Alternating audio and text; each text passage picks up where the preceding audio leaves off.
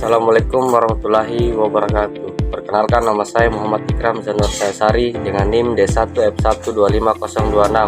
Di sini saya akan menjelaskan tentang ordo serangga. Mulai dari penjelasan, serangga merupakan kelompok hewan yang paling banyak jumlahnya di bumi. Serangga dapat ditemukan hampir di semua tempat seperti hutan, sawah, kebun, sungai, bahkan di rumah. Dalam ilmu biologi, khususnya entomologi, serangga dikelompokkan ke dalam beberapa ordo berdasarkan bentuk tubuh, jenis sayap, alat mulut, dan proses metamorfosisnya. Dengan mempelajari ordo serangga, kita dapat mengetahui ciri khas, manfaat, serta dampak negatif serangga bagi kehidupan manusia dan lingkungan. Adapun pengertian ordo serangga, ordo adalah tingkatan klasifikasi makhluk hidup yang digunakan untuk mengelompokkan serangga berdasarkan persamaan ciri tertentu.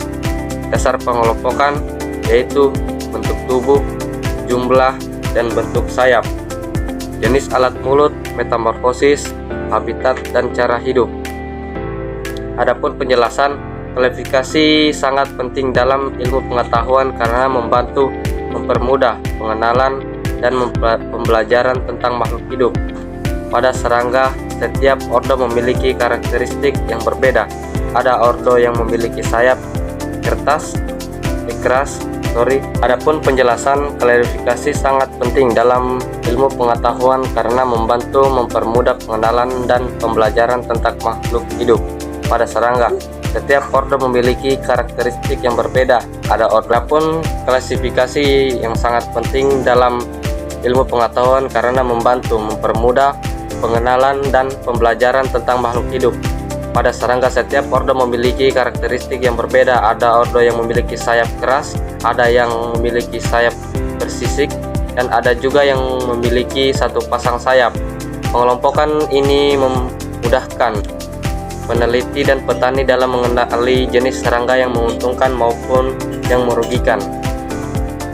Adapun ciri umum serangga yaitu tubuh terbagi menjadi kepala, dada, dan perut, memiliki 3 pasang kaki, sebagian besar memiliki sayap, memiliki antena, bernapas menggunakan trakea, mengalami metamorfosis. Adapun penjelasannya yaitu serangga termasuk dalam filum Arthropoda yang berarti hewan berbuku-buku.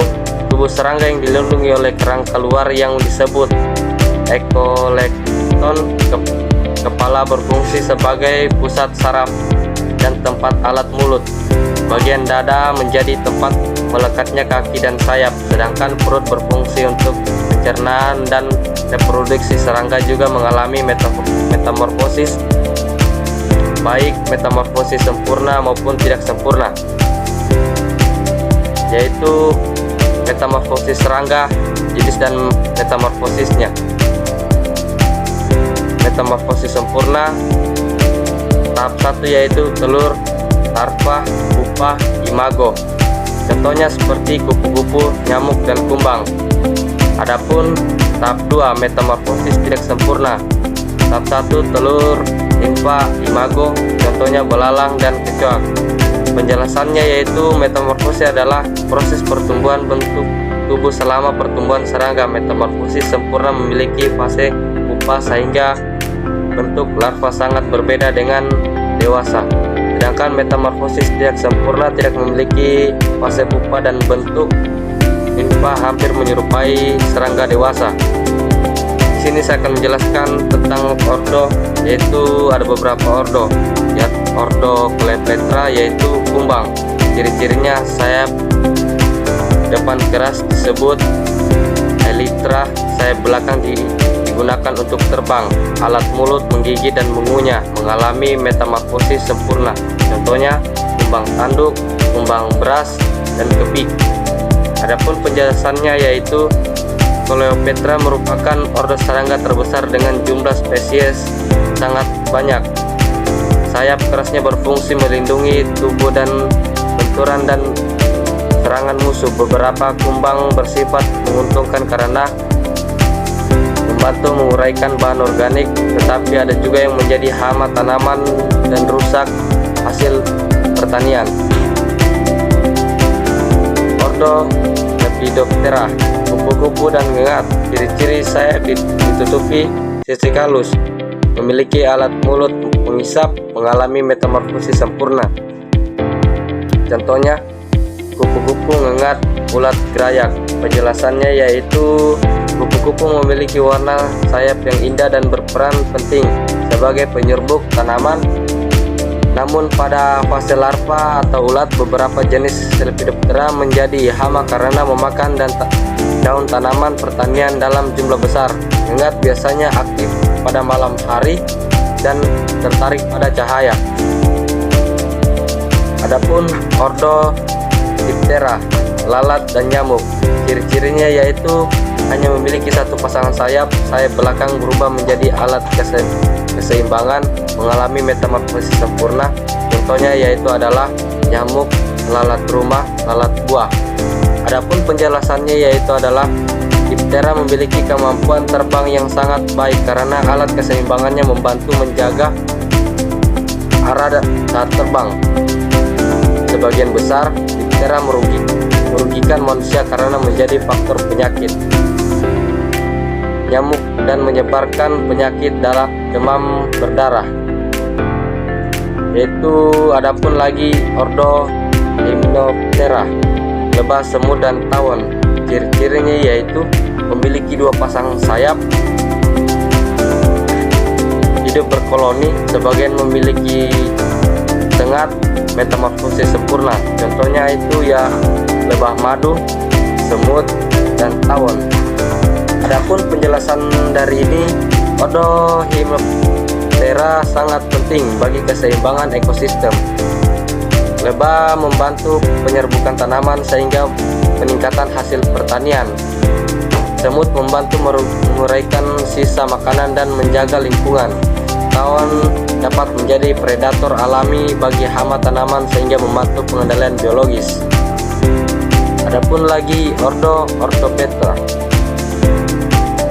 belalang dan jangkrik. Ciri-cirinya yaitu kaki belakang panjang dan kuat, alat mulut menggigit dan mengunyah, mengalami metamorfosis tidak sempurna. Contohnya yaitu belalang, jangkrik, dan tonggeret. Penjelasannya yaitu sini kita akan membahas belalang mampu melompat jauh menggunakan kaki belakangnya yang besar. Sebagian besar Orthoptera hidup di area rumput dan persawahan. Belalang sering menjadi hama karena memakan daun tanaman dalam jumlah besar. Jika populasi meningkat, serangan belalang dapat menyebabkan gagal panen. Dan kita masuk di ordo Hemiptera, kepik dan wareng. Ciri-cirinya yaitu adalah memiliki alat mulut penusuk atau pengisap cairan tumbuhan, metamorfosis tidak sempurna. Contohnya yaitu wareng, kepik hijau, orang sangit. Penjelasannya yaitu Hemiptera banyak ditemukan di lahan pertanian. Serangga ini menyerang tanaman dan menusukkan alat mulut untuk mengambil cairan tanaman. Wareng merupakan hama penting pada tanaman padi karena dapat menyebabkan tanaman menguning dan mati. Selain itu, beberapa Hemiptera juga dapat menyebarkan virus tanaman. Sini kita akan masuk lagi ke ordo Odonata, yaitu capung. Ciri-cirinya mata besar, sayap panjang dan transparan, predator serangga lain. Contoh itu capung jarum dan capung biasa. Adapun penjelasannya, capung hidup di dekat air karena fase nimfanya berada di perairan serangga. Ini sangat bermanfaat karena memangsa nyamuk dan serangga kecil lainnya. Keberadaan capung juga menjadi indikator lingkungan yang bersih dan sehat. Kita akan masuk di peranan serangga. Peran serangga menguntungkan penyerbuk tanaman, penghasil madu dan sutra, mengurai bahan organik, predator alami hama. Peranan merugikan hama pertanian, penyebaran penyakit, merusak bahan makanan. Adapun sini akan menjelaskan serangga memiliki peran yang sangat besar dalam kehidupan manusia. Banyak serangga yang membantu proses penyerbukan tanaman sehingga meningkatkan hasil panen. Namun ada juga yang serangga yang menyebabkan kerugian ekonomi karena menyerang tanaman dan menyebarkan penyakit. Dari kesimpulan semua ini, serangga memiliki banyak ordo dengan ciri yang berbeda. Setiap ordo memiliki fungsi dan peranan masing-masing. Ada serangga yang menguntungkan dan ada juga yang merugikan. Pemahaman tentang ordo serangga penting dalam bidang pertanian dan lingkungan. Penjelasannya itu adalah dengan mempelajari ordo serangga.